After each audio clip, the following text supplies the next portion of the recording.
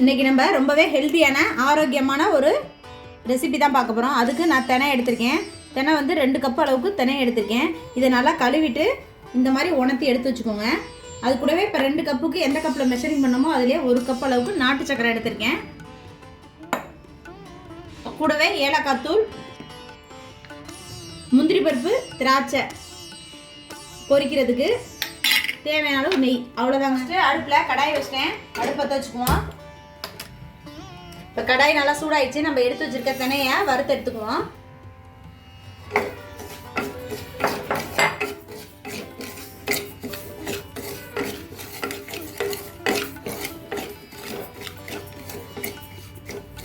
பாருங்க,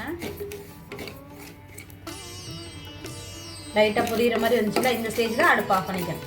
நம்ம இது மாதிரி ஒரு பிளேட்டில் எடுத்து ஆற விட்டுக்குவோம்.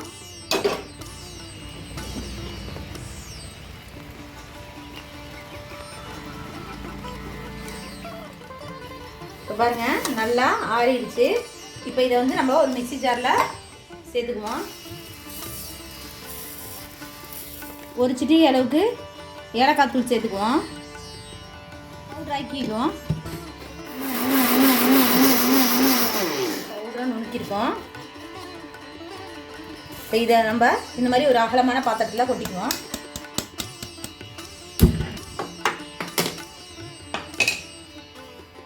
நம்ம எடுத்து வச்சுருக்கோம் பார்த்தீங்கன்னா நாட்டு சர்க்கரை.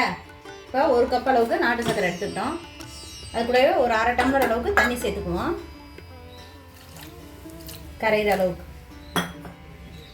இது நல்லா கரையிட்டோம். இப்போ நமக்கு நாட்டு சர்க்கரை நல்லா கரைஞ்சிச்சு. இதுக்கு வந்து பாகுபாதம் தேவையில்லை. இப்போ நம்ம இதை இறக்கிக்கலாம். இன்னொரு கடாய் வச்சுக்குவோம். இதில் 1 டேபிள் ஸ்பூன் அளவுக்கு நெய் சேர்த்துக்குவோம்.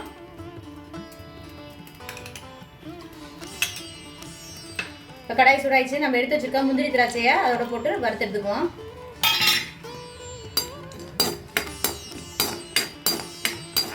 பலூன் மாதிரி நம்ம திராட்சை ஊறி வந்துடுச்சு. இந்த ஸ்டேஜில் நம்ம எடுத்து வச்சிருக்க மாவோட அதை சேர்த்துக்குவோம்.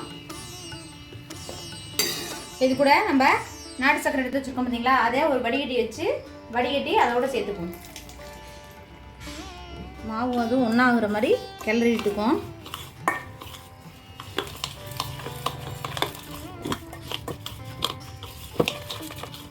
குழந்தைங்களுக்கு ரொம்பவே ஹெல்த்தியான ஸ்வீட் ரெசிபி. நம்ம பாசிப்பருப்பு உருண்டை மாதிரி இதுவும் ஒன்று டெய்லியும் ஸ்கூல் விட்டு வந்தால் குழந்தைங்களுக்கு கொடுக்கலாம் ஸ்நாக்ஸுக்கு. இது எல்லாமே நல்லா கலந்தாச்சு. இப்போ இதை நம்ம ஒன்று உருண்டை பிடிச்சி எடுத்துக்கலாம்.